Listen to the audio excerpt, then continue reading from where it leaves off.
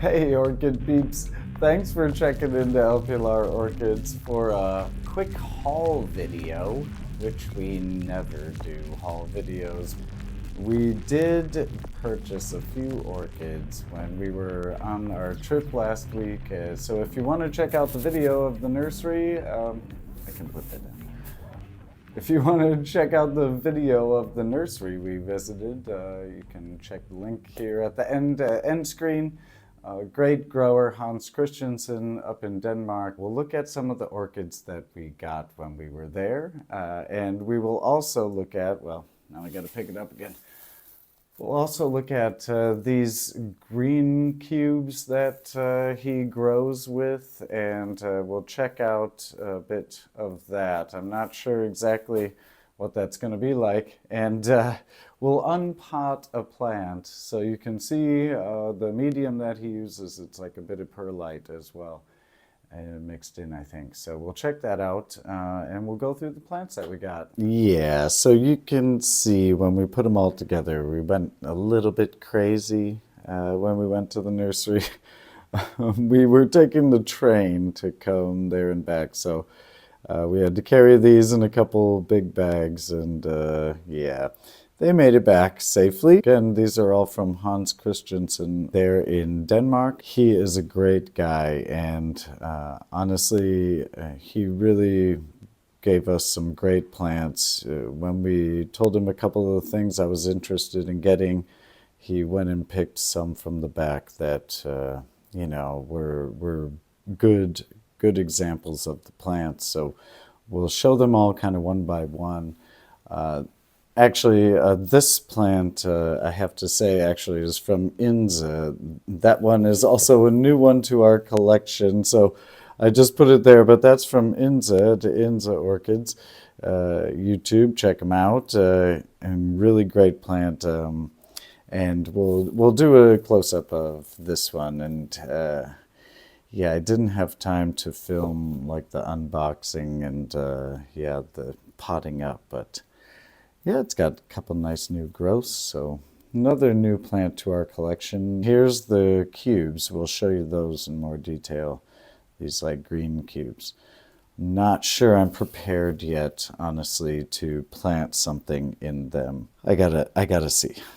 Well, since Hans has so much like crazy wacky stuff that we just don't normally see and never really think about trying to grow, or just stuff that weren't on our radar before, let's say. I'll start with the one that is, and something that I saw that I've been wanting to replace for a while is the phalaenopsis McCultzii. And so we've had a couple of these before, and they didn't do well with us. But this plant looked really good, much better than the ones we had before. And so I said, you know, I want to replace that. So I did grab one of these, and not a Paphiopedilum, because I had kind of intended on getting a Paph, but ended up instead with one of these, because when we got there and he was talking about his plants, oh man, he's a great salesman as well. Besides, he's a super nice guy. Everything looks amazing, and you get all excited when you go. We'll go for one that I guess we do have several others of, and I really like this genus, the Maxillarias. They're really diverse, and so we got a new Maxillaria to our collection. This is the Porphyrostella. And it has larger flowers than a lot of the others, I guess. It's a fairly large flower. Really nice grower, full of bulbs, super dense growth. And then kind of in the climbing bulb group, the Coelogyne cristata. And I've been seeing a lot of these around. He's got a bunch of them, and this was like the smaller. There were so many kind of big divisions of this, but I picked out one of the more tame ones, let's say. You know, he was saying when we talked with him that a lot of the growers question him on why he grows his plants so big and, you know, didn't make smaller divisions. And yeah, he has a lot of very large plants. But these things look great, and I thought it did have perhaps a flower spike starting. Perhaps. I'm not sure. We'll see. We'll keep you posted on that one. Dendrochilum magnum. I'll be honest, I got sold on this because of its smell. The first half of the little greenhouse there, showroom, just smelled of this flower. If you do watch the video from last week, where we kind of chatted with Hans for a few minutes, it's behind him and it has these long inflorescences that hang down of yellow, cream-colored small flowers, but it smells just amazing. And so I said, well, I'm going to try it. I don't care. It just smells so good. Love it. And it looks really nice. And now the plant there that you'll see in that video is, again, a huge specimen of it. But this one is a nice division. Now, he did say, because he grabbed it, he's such a great guy. When we were shopping and talking with him, he did go and get some from the back room, and he said he is nearly positive this one is the one that we wanted, right, the Magnum. But he also had another Dendrochilum that was very similar, and he had them together, and he said, well, if it's not that one, then let him know, and we can get one of the Magnums then. So yeah, because I really wanted, the other one was pink, and yeah, it didn't smell as strongly, so that one is amazing. I'm hoping it's the right one.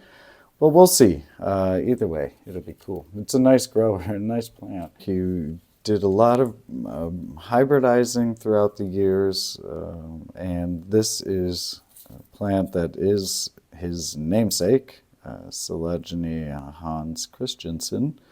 And so, of course, we had to pick up one of those.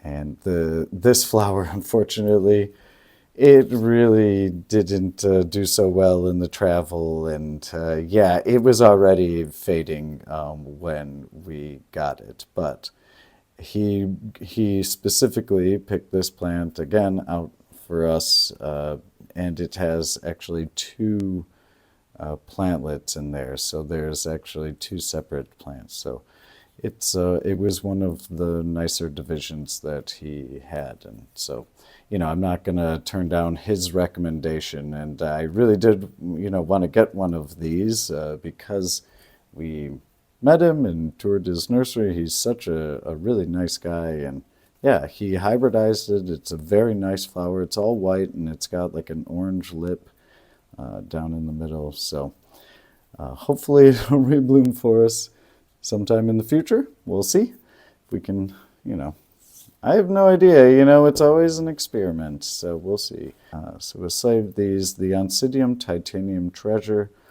This little guy, I just bought it because again, I kind of saw a picture of it, but the plant really looks, it looked so good. And it had the smell me tag in it, so it was fragrant, and I know Oncidiums, are known to be fragrant, and so I said, well, I want some more fragrant orchids, and I've wanted some more Oncidiums to add back to the collection, so we'll try it. Yeah, so it was a smaller plant, and it was a very reasonably priced, so that's why I got this one, quite honestly. Another one that show you guys already, and that is where's the tag? Here. Brassia Summer Dream.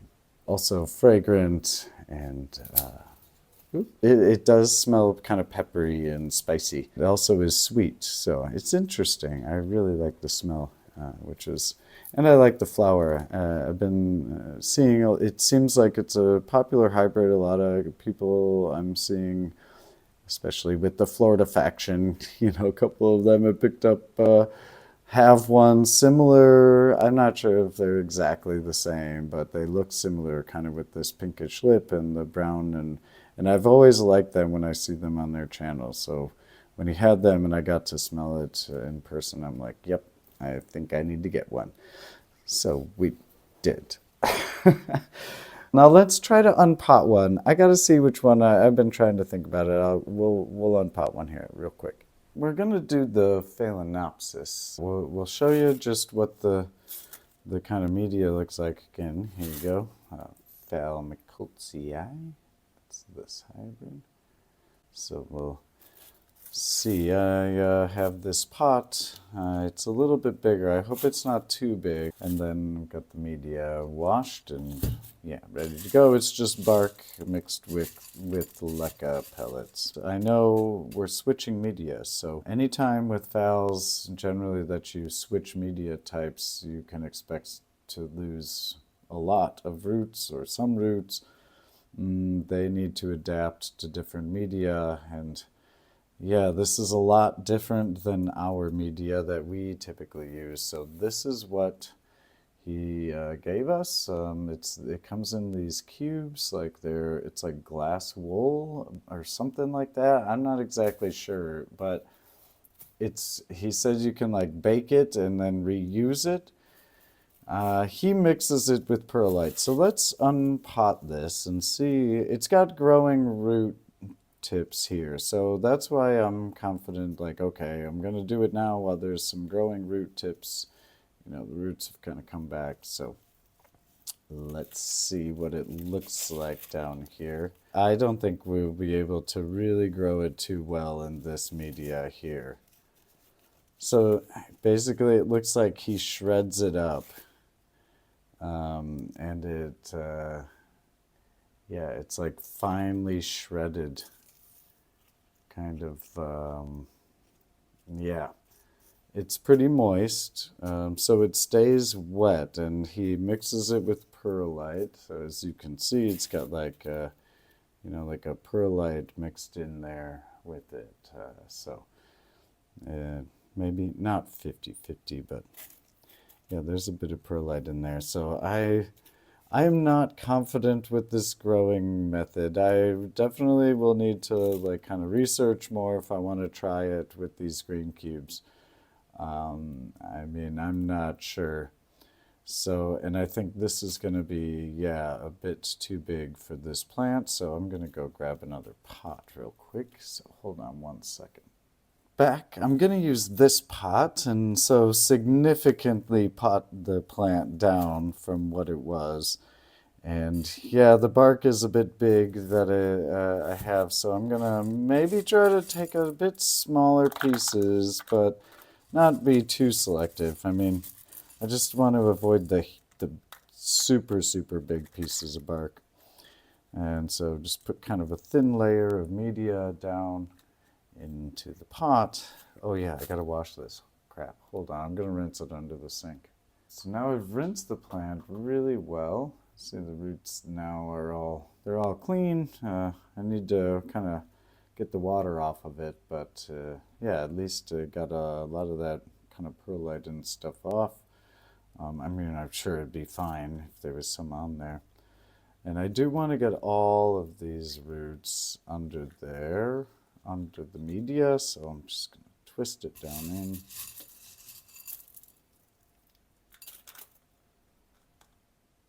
Try not to break these new growing roots. We don't want to break them, that's for sure.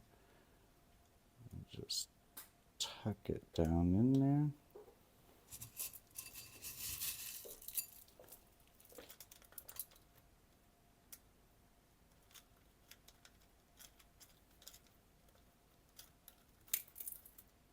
Make sure to get under the leaves. Always where.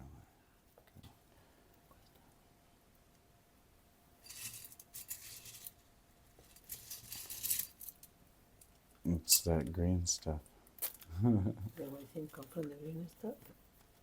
Yeah, I guess it kind of changes color or something over time. Yeah. Yeah, I'll see. Gotta cover that root up.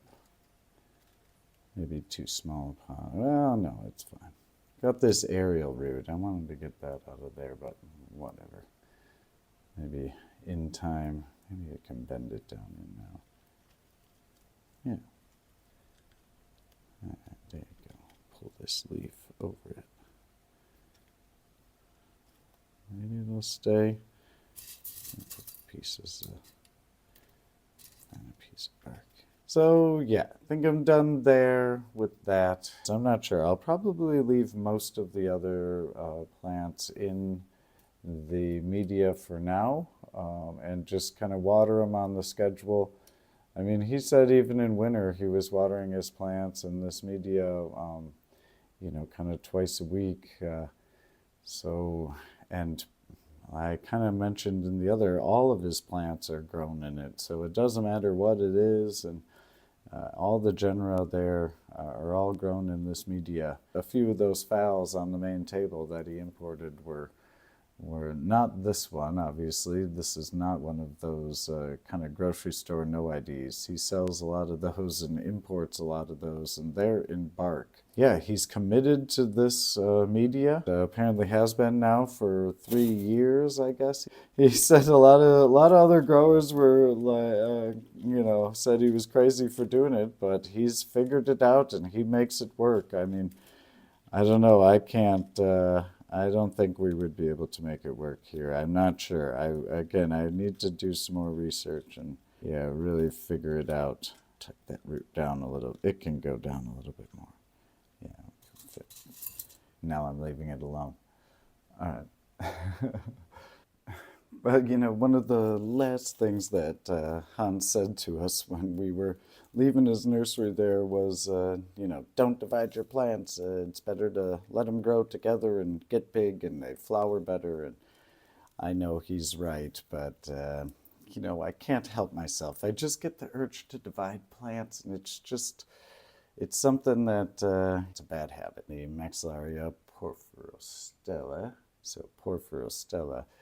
And we'll again show you just kind of what the roots look like. What I wanted to do was to cut it into kind of 3 separate divisions and do one. I'm going to experiment with some of his green cubes. So what I did was I took 2 of these little small cubes and I ripped them up really finely, kind of as well, just, you know, into kind of smaller chunks like that.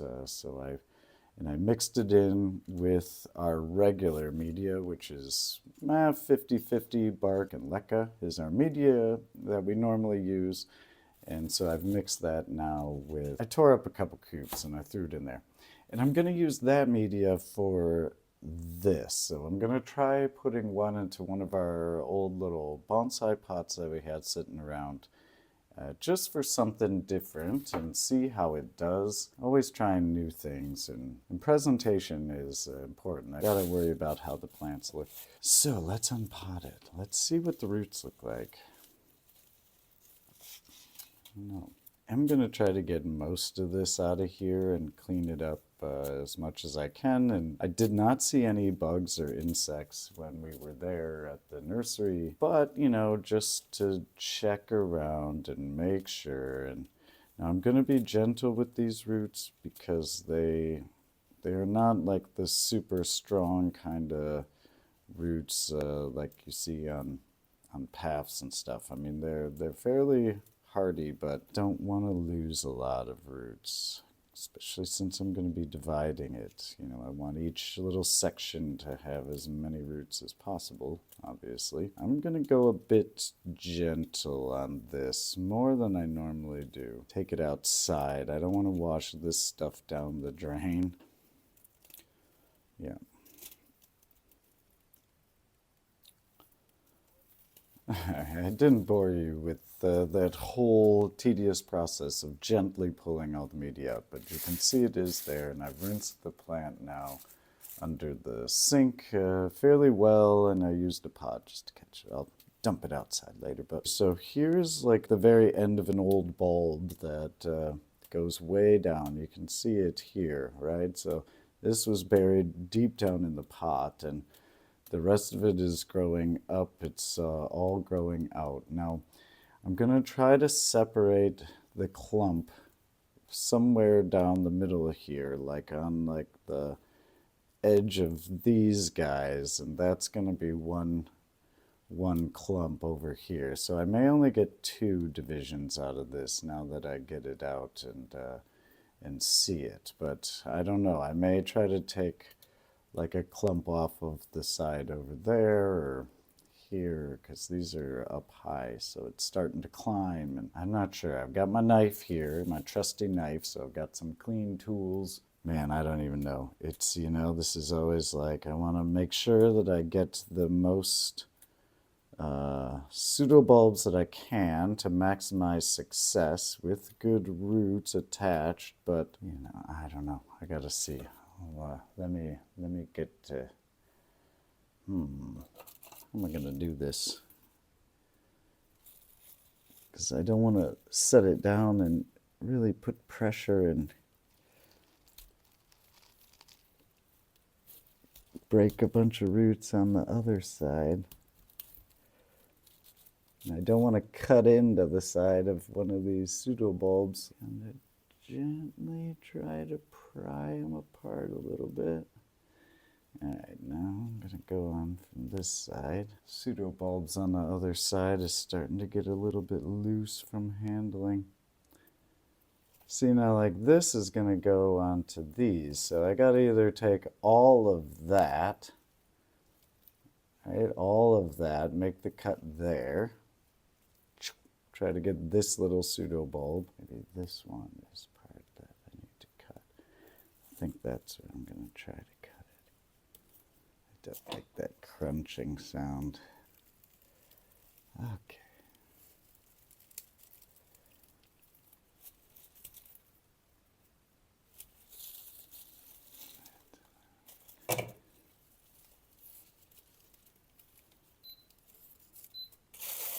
Oop, turning the stove on.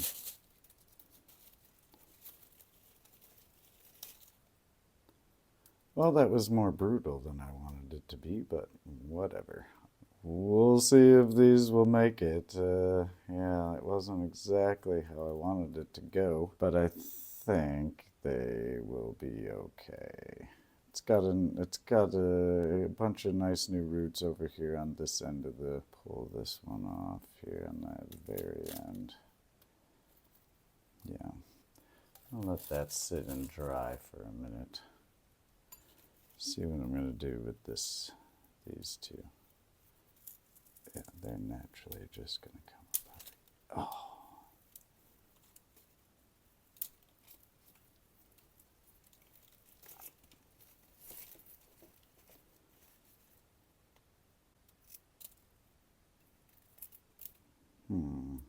I think what I'll do is put this one into this pot. Okay, put that there. And then this guy, I need to clean up. So yeah, there's like a super rotten bulb down there, and yeah, I gotta get that out of there. It's full of growth. It's really nice. You can see like these pseudobulbs go all the way down. I don't know if I should leave that. I feel like I should not leave that in there. I don't know. There's the growth, the point there. The stem. I don't know. I feel like I should just take all of these out of here. What am I doing? What am I doing?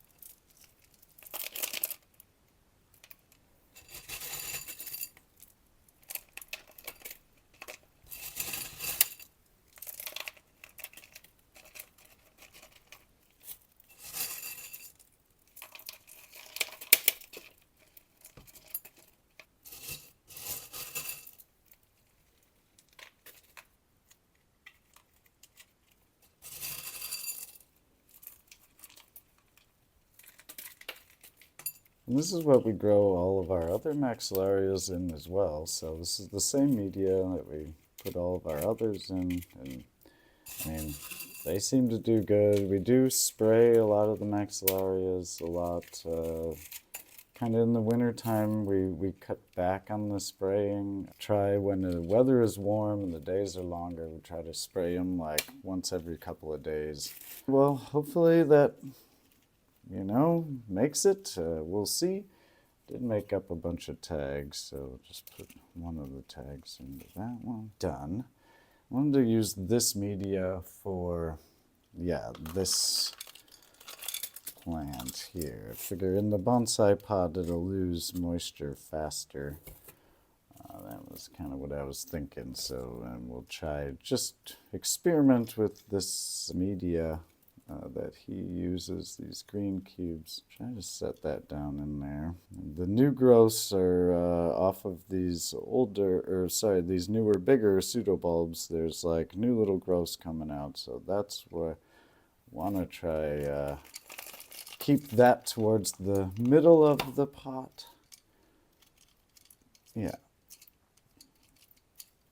Now I have some bonsai wire, and I was thinking about maybe even, you know, tying it in here with some bonsai wire, but we'll see. It seems like hopefully the plant will kind of settle itself in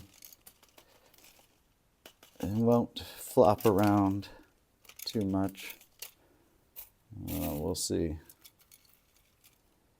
Just gonna leave it like that, and yeah, tuck some stuff down in around the roots. Make sure they stay nice and protected and moist and secure.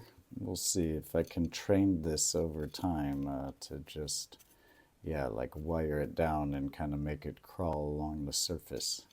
This was kind of my thinking with this, but who knows? You know, it could be totally fail. You never know. Definitely have to keep this one, I think, watered more frequently because it's smaller, and yeah, I feel like it'll dry out a lot faster. We'll see. Looks a little unbalanced now. Oh well. I'll put a rock over here or something to keep it in place. And give the planting a little bit more balance. It looks a little off. So now I'm going to use this for the last set.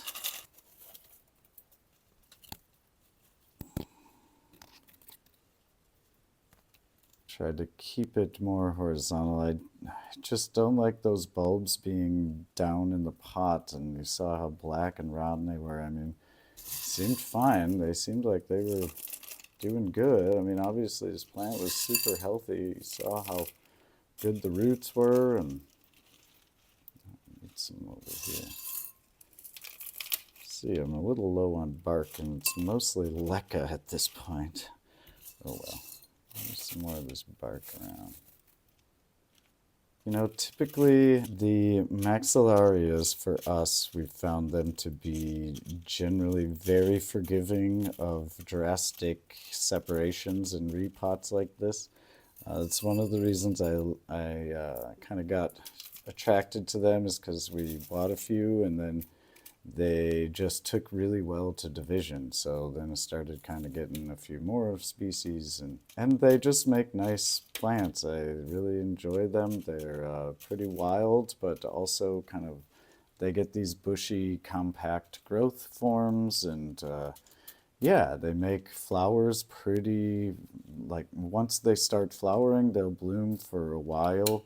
Just flower after flower after flower for, you know, the whole summer basically. The Schunkiana's, that species blooms in winter, so hopefully we'll see ours bloom soon. That tag in, and then the last tag for this guy.